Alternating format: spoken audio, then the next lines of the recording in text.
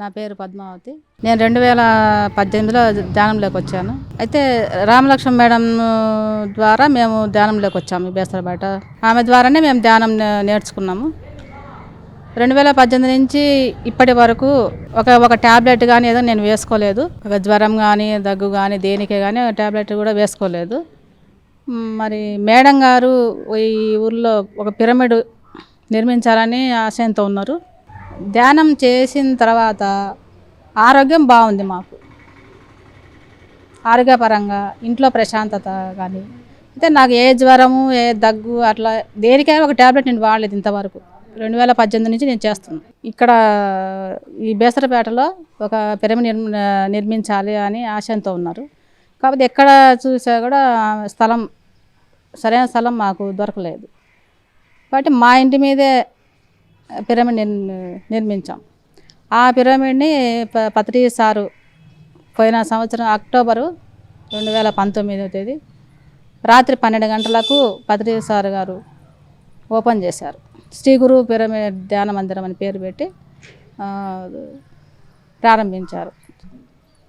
అప్పటి నుంచి ప్రతిరోజు ధ్యాన క్లాసులు జరుగుతున్నాయి.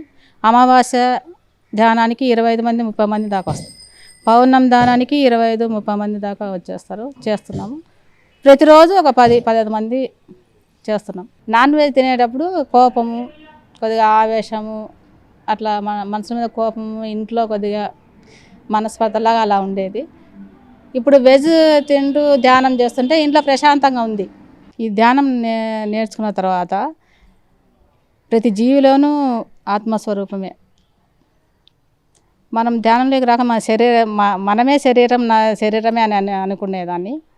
ఈ ధ్యానంలోకి వచ్చిన తర్వాత ఆత్మస్వరూపం మనము, అందరిలో ఉన్నది ఆత్మే.